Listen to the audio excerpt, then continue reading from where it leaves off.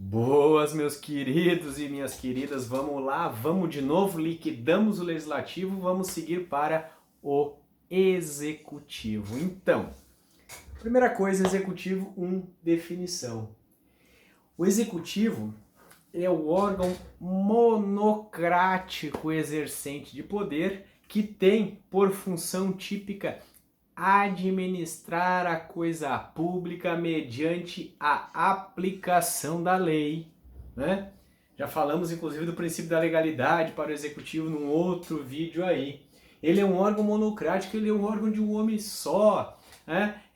No âmbito federal é o presidente da república, no âmbito estadual é o governador, no âmbito municipal é o prefeito, e eles são auxiliados por ministros e por secretários, mas o poder executivo é uma pessoa só.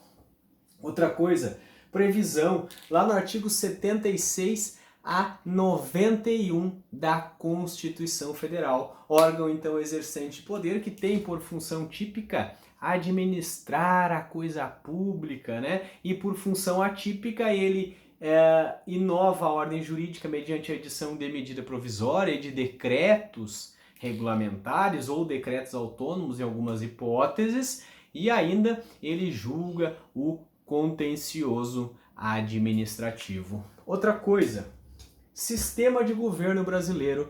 O sistema de governo brasileiro é o presidencialismo. O sistema presidencialista foi adotado na Constituição da República. O nosso atual sistema presidencialista foi, olha aqui, eu botei 2020, né? Foi adotado em 5 de outubro de 1998. 1998.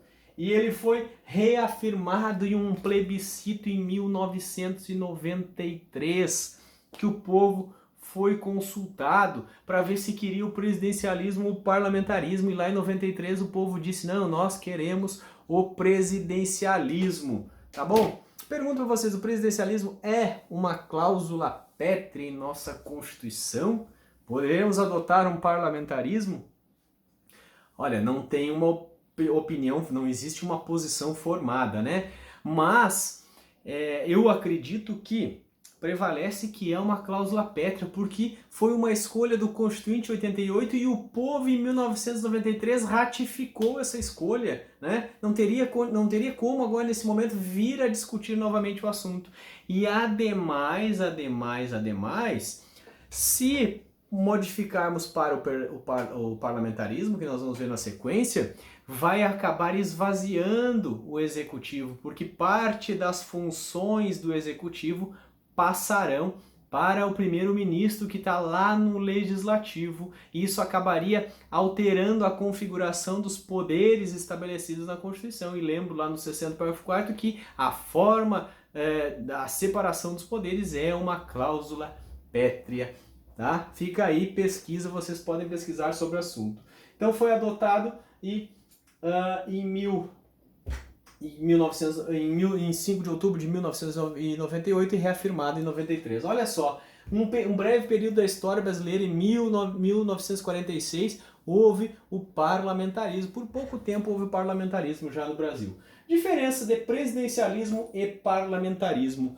A diferença basicamente do presidencialismo e o parlamentarismo são as funções do chefe de Estado e chefe de governo. Tá? No presidencialismo, o presidente da República, ele ocupa essas mesmas funções, ele é chefe de Estado e ele é chefe de governo. Por que ele é chefe de Estado e chefe de governo? Ora, ele representa uma nação, ele representa um país, ele é, aonde ele estiver presente, ele é aquele país. Tá? Isso é função de chefe de Estado. Ainda declarar guerra, celebrar paz, firmar tratados, né? Função de chefe de Estado. Ele é o cara, a publicidade, ele é a cara daquele país. Então isso é o chefe de Estado. Já o chefe de governo é o cara que trabalha, que administra a mesma coisa pública, que contrata, que vende, que compra, que faz concursos, que de fato, né, que trabalha na saúde, é o cara que de fato trabalha. Essas funções de presidência, no presidencialismo, o chefe de Estado e o chefe de governo ficam na mesma pessoa. No parlamentarismo, não. No parlamentarismo existe um chefe de Estado, e um chefe de governo. Sendo que no parlamentarismo o chefe de Estado pode ser um rei ou um presidente, seria um parlamentarismo republicano, tá? Ou então, no parlamentarismo, o chefe de Estado seria o rei, num parlamentarismo monárquico. Tem países que adotam o parlamentarismo republicano, tendo como chefe de Estado o presidente e chefe de governo o primeiro-ministro, ou então adotam um parlamentarismo republicano, tendo o chefe de Estado o rei, um parlamentarismo monárquico, parlamentarismo monárquico, tendo o chefe de Estado o rei, que é aquela pessoa que é relações públicas, que só apresenta o país, e o chefe de governo, o primeiro-ministro. No Brasil, nós adotamos o presidencialismo. Itália, se não me engano, adota um parlamentarismo republicano, com presidente e primeiro-ministro. Japão, Espanha, eles adotam Inglaterra adota um parlamentarismo monárquico, tendo como chefe de Estado o rei e o primeiro-ministro, né, como chefe de governo que está lá no parlamento, certo? Mais detalhes sobre presidencialismo e parlamentarismo vocês encontram na doutrina. Pausa para apagar o quadro. Requisitos para ser presidente da República, tá? Quem pode ser presidente da República? Ora, brasileiro nato, naturalizado não. Brasileiro nato, mínimo 35 anos de idade, tá? Que tenha filiação político-partidária, tá? E que esteja em plenitude dos seus direitos políticos. Brasileiro nato, né? Com 35 anos, no mínimo 35 anos de idade, que esteja em plenitude dos seus direitos políticos, tá bom? Eleição do presidente. Só lembro que para ser governador tem que ter 30 e prefeito 21 anos. Todos, né, precisam estar em plenitude dos seus direitos políticos, quites com a justiça eleitoral, tá bom? Que mais? A eleição do presidente. A eleição do presidente é pelo sistema majoritário. O mais votado ganha, tanto do governador quanto do prefeito também. O mais votado sagra-se eleito. A questão aqui dos prefeitos, né, porque a eleição do presidente é em 2 turnos, né, primeiro domingo de outubro e no último domingo de outubro são as eleições presidenciais. A questão do presidente, do prefeito, na eleição do presidente, considera-se eleito aquele que obtiver a maioria absoluta, né, dos votos válidos, tá? Então não tem aquele negócio de todo mundo anular o voto. Não, se ele votar, só ele e a esposa e o filho votar nele, ele já ganhou. Tá? Não tem aquele, mais da metade dos votos foram anulados. Não existe isso. O pessoal anulou bastante votos, mas não adianta, né? Considera-se eleito aquele que obtiver a maioria dos votos válidos. Esse será o eleito para presidente da República. Então, se tiver 2 votos válidos, se tiver 3 votos válidos e ele tiver 2 votos válidos, ele será o eleito, tá? Eleição do presidente. No caso do prefeito, segundo turno, quando é que vai ter eleição em segundo turno para prefeito? Nos municípios que tiver no mínimo 200 mil eleitores e não obtiver em primeira votação a maioria dos votos válidos. Se nenhum obtiver sozinho a maioria dos votos válidos, terá o segundo turno nos municípios com 200 eleitores. Maravilha? Outra coisa, a posse do presidente. Quando se dará a posse do presidente? A posse do presidente é no 1º de janeiro do ano posterior ao ano da eleição. A eleição foi esse ano, no próximo ano será a posse. A posse será dada em sessão conjunta pelo Congresso Nacional. As 2 casas se reunirão em 1º de janeiro e vão dar a posse ao presidente, né? A posse é o ato em que ele aceita aquele cargo. Tem um detalhe, se não tomarem posse o presidente nem o vice dentro do período de 10 dias, né, indicados para a posse, eles têm que eles precisam assumir o cargo ali, aceitar o cargo em 10 dias. Se eles não aceitarem em 10 dias, vai se considerar o cargo vago, né? Então, após 1º de janeiro, eles têm até o dia 10 de janeiro para tomar posse, senão o cargo vai ser declarado vago. E declarando o cargo vago, terão de ocorrer novas eleições. Reeleição, o presidente da República ele pode ser reeleito para um mandato subsequente. Para um mandato subsequente ele poderá ser reeleito. Tá? Agora, se ele falhar, ele é eleito, reeleito, ele não pode ser treeleito, né? Ele é eleito e reeleito. Ele sai 4 anos depois, ele pode voltar novamente, mais uma eleição e mais uma reeleição. Tá? Ele não pode ficar 3 mandatos consecutivos, ele pode ficar 2 mandatos consecutivos. Inelegibilidade dos parentes, como assim? Olha só, os parentes, nos termos do artigo 14, parágrafo 7º da Constituição, os parentes do presidente da República, quem são eles? O cônjuge, o consanguíneo de 2º grau, tá? Os parentes de 2º grau por afinidade, consanguíneo de 2º grau, parente por afinidade de 2º grau e aquele que tiver substituído o presidente, parente ou não, né, tiver substituído o presidente nos últimos 6 meses da eleição, eles são inelegíveis nas próximas eleições, tá? Mas como assim? Imagine o prefeito, o filho do prefeito, esse ano, o prefeito atual, o filho dele não poderá concorrer a um cargo eletivo nas próximas eleições. Ele só poderá concorrer se quando o pai dele assumiu, ele já era parlamentar. Mesma coisa o governador. O governador, o filho dele, os parentes consanguíneos, afim até o 2º grau, eles só poderão concorrer a cargos eletivos se eles já fossem titulares de cargos eletivos. Né? Não pode ali o pai vira presidente, imagina os filhos do presidente Bolsonaro. Eles vão poder concorrer na próxima eleição? Sim, porque todos eles já são titulares de cargos eletivos. Mas imagine lá que a filha dele adquira maioridade, enquanto ele é presidente, ela não vai poder concorrer, somente depois que ele sair do mandato. Tá? É a inelegibilidade dos parentes, está lá no 14, parágrafo 7º. Sucessão e substituição do presidente da República. Aqui tem um detalhe, olha só, até inclusive atualmente, né, está ocorrendo essa questão aí em Santa Catarina. O que acontece? Quem substituirá e quem sucederá? E qual é a diferença de substituição e sucessão? Ora, a substituição é momentânea, é periódica. O presidente foi viajar, o presidente está doente, vem o vice ou o presidente da Câmara dos Deputados ou o presidente do Senado Federal, eles assumem a presidência, eles serão o presidente da Câmara dos Deputados em exercício da presidência da República, certo? Então, eles assumem nos casos momentâneos, periódicos. Agora, a sucessão não, a sucessão é definitiva.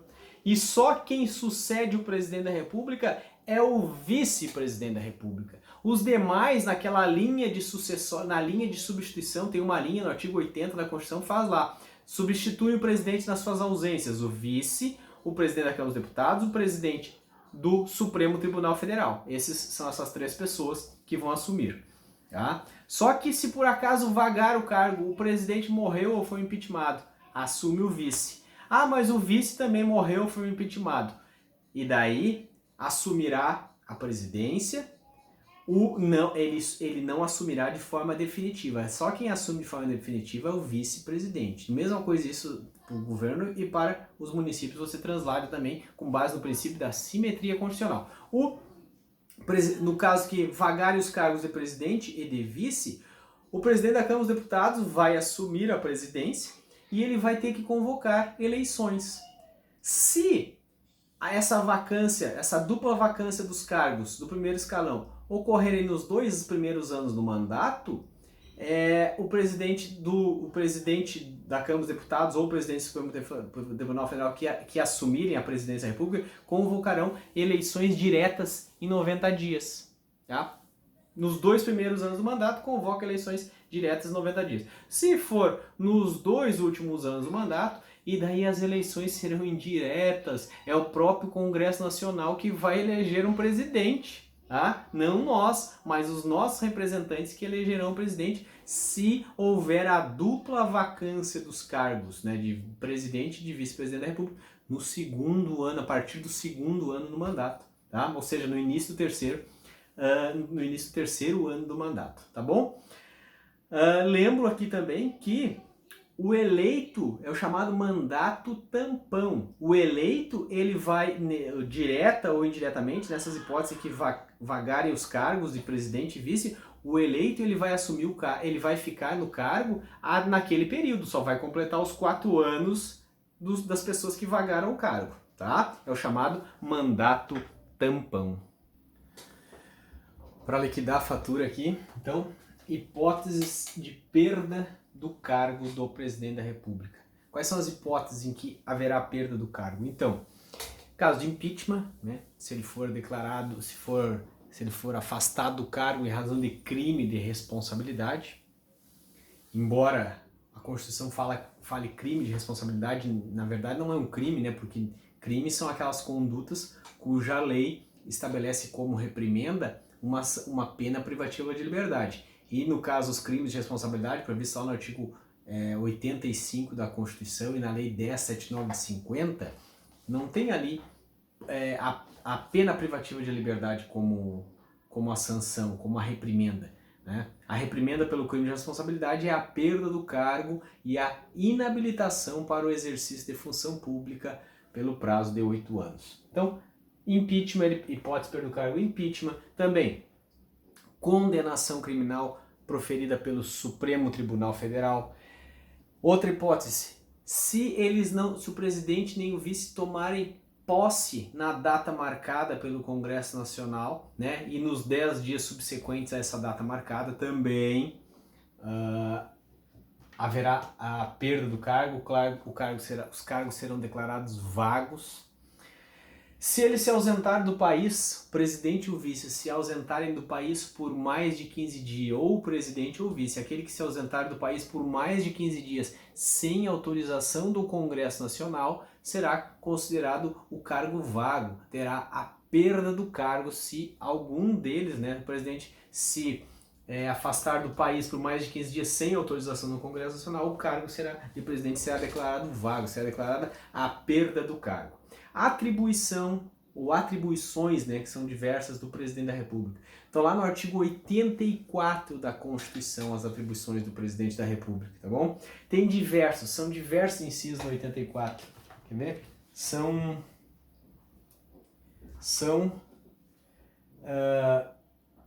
37 incisos, não tem como a gente ver os 37 incisos. Como é que nós vamos fazer aqui? Isso vocês vão ver em casa, vão olhar uma por uma das atribuições.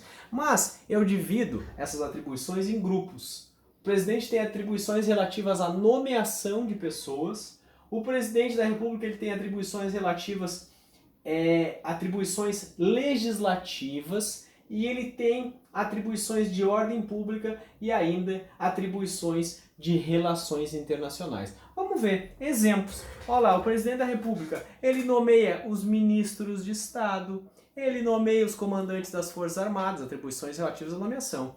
Ele nomeia os ministros do Supremo Tribunal Federal, ele indica e nomeia. Ele indica e nomeia o Procurador-Geral da República, o Advogado-Geral da União. Então são atribuições relativas à nomeação de pessoas. Depois tem atribuições relativas à legislação. O que ele faz na legislação que nós já vimos? Ele dá início a projetos de lei, ele propõe projetos de lei, ele sanciona, ele veta, ele publica, ele promulga e ele publica leis, atribuições do presidente da República. Ele edita medida provisória, que a gente vai ver aqui ainda, edita medida provisória. Ele edita decretos que regulamentam leis e alguns decretos autônomos, aqui nos termos do artigo 84, ele pode editar também. Tá? Ele também concede indulto, anistia, são atribuições legislativas do presidente da República, que ele faz por meio de decreto, certo? E relativas à ordem pública, ele decreta intervenção federal, estado de sítio, estado de defesa, são atribuições relativas à ordem pública, para a manutenção da ordem pública. Né? Ele pode também promover o acionamento das Forças Armadas para a manutenção da ordem pública. E ele ainda, como função de relação internacional, ele celebra a paz, ele declara a guerra, ele permite que forças armadas transitem pelo país, Ele assina tratados, participa de convenções internacionais, tá bom? O que mais? Declara guerra, já falei, celebra a paz, ele permite então que forças estrangeiras transitem no país. Então ele tem atribuições, os grupos de atribuições relativas à nomeação, relativas a leis, relativa à ordem pública e relativas às relações internacionais. Verifiquem lá no artigo 84, não tenho como passar, ficar lendo a Constituição aqui para vocês, cada um faz a leitura da sua Constituição. Prerrogativas do Presidente da República. O que são prerrogativas do Presidente da República? As prerrogativas do Presidente da República são aquelas vantagens, aquelas garantias, aqueles benefícios que a função de chefe de Estado lhe dá.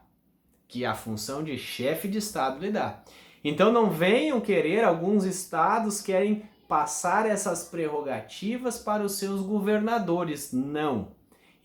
Essa é prerrogativa de presidente da República, porque o cara foi eleito pela nação para comandar aquele país. Então a Constituição deu a ele algumas prerrogativas que não são extensíveis a governadores nem a prefeitos. Exemplo dessas prerrogativas. Julgamento... Não, primeira delas, desculpe. Ele não responde, essas prerrogativas estão lá no artigo 83. Deixa eu ver para dar certinho aqui o artigo. Algumas delas, né? Essa que eu vou falar, olha lá. 84, 85, 80, olha essa que eu vou falar, 86, parágrafo 4º. O presidente da República, na vigência do seu mandato, não poderá ser responsabilizado por atos estranhos ao exercício da função. Tá? Mas agora, recentemente, Bolsonaro não foi chamado para depor na condição de investigado aí num crime lá, não sei o que, na época que ele era deputado? Não, ele foi chamado para depor na condição de investigado, ele não está sendo acusado de nada, não tem processo contra ele, tem uma investigação. O que a Constituição disse é o seguinte: o presidente, no exercício do mandato, ele não será responsabilizado, ou seja, não pode ter processo contra ele no exercício do mandato, não pode ter processo contra ele por atos que ele praticou fora da função. Né? Imagine que ele está passeando lá no seu jet ski, só que ele tomou umas cachaças antes. Eu acho que tem uma infração, né? Ou ele está passeando de moto, mas no final de semana ele tomou uns tragos. E ele caiu no bafômetro. Ele pode ser responsabilizado por isso? Não, porque ele enquanto no período do mandato ele não será responsabilizado. Mas o que indica não ser responsabilidade? Ele não será processado por atos estranhos do exercício da função. Agora, ele pode ser investigado. Tá? Por que ele pode ser investigado? Porque as provas perecem, entendeu? O STF que o quê? Se existe alguma coisa contra o presidente da República que não tem nada a ver com o cargo dele, ele pode ser investigado, normalmente. Só que essa investigação não pode se transformar em processo, não pode haver denúncia, não vai ter processo contra o presidente da República por atos estranhos ao exercício da função. Isso é uma prerrogativa de chefe de Estado, isso não atinge governador nem prefeito, tá? Só o chefe de Estado, só o presidente da República. Ele não responde por atos estranhos ao exercício da função. Depois, ele é julgado por crimes cometidos, por crimes comuns, cometidos durante o mandato e com relação ao mandato, ele é julgado pelo Supremo Tribunal Federal. Tá? Então, se ele comete um crime comum, o que é crime comum? Crime previsto no Código Penal. Esses são os crimes comuns. Se ele pratica um crime previsto no Código Penal que tem a relação com a função, e foi durante o mandato e tem relação com a função, ele vai ser julgado no Supremo Tribunal Federal, uma prerrogativa dele. E se for um crime de responsabilidade, o crime lá, previsto, combinação do artigo 85 da Constituição com a lei número 10.79 de 50, se ele praticar um crime de responsabilidade, ele é julgado pelo Senado Federal. Tá? Prerrogativas dele.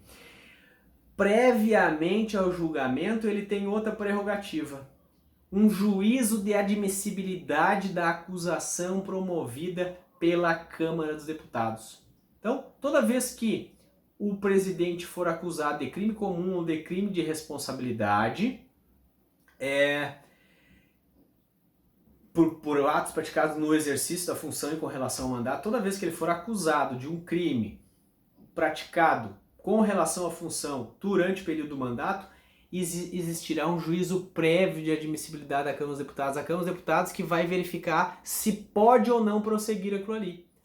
Então, cometeu um crime, que foi, lembra aquela vez do Michel Temer, a questão lá do Rocha Loures, lá, o assessor que pegou uma grana que em tese seria para ele. O Michel Temer foi denunciado por aquilo ali. Só que não passou no juízo de admissibilidade da Câmara dos Deputados. A Câmara dos Deputados não aceitou aquela acusação contra ele. Tá? É o juízo prévio, isso é uma prerrogativa de presidente da República. O governador não tem isso. Tá? O governador está sendo denunciado por crime comum no exercício da função, porque pegou grana da saúde, porque não sei o quê. Tá? Não tem juízo de admissibilidade pela Assembleia Legislativa, é direto no STJ, né?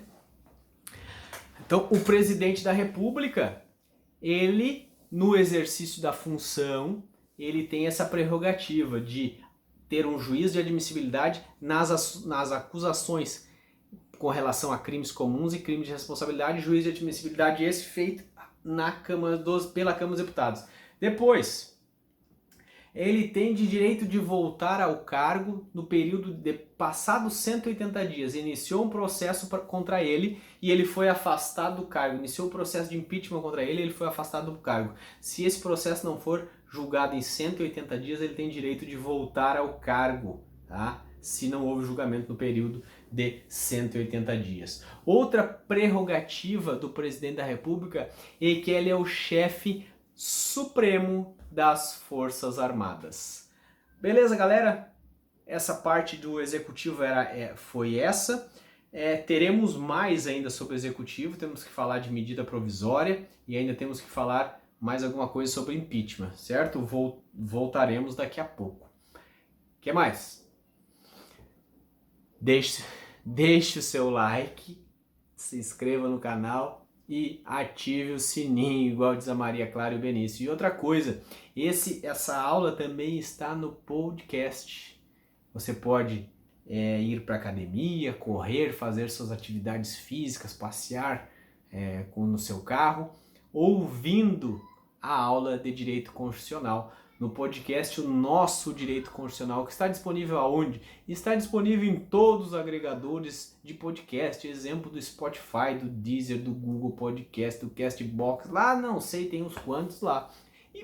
E mais um detalhe, no meu Instagram também, @CristianoCelig, lá eu posto conteúdo de Direito Constitucional quase todos os dias, então segue lá. Cristiano Selig. Selig é tipo operadora de telefone. Ligue Selig. Fechou? Aquele abraço, nos vimos por aí. Até mais.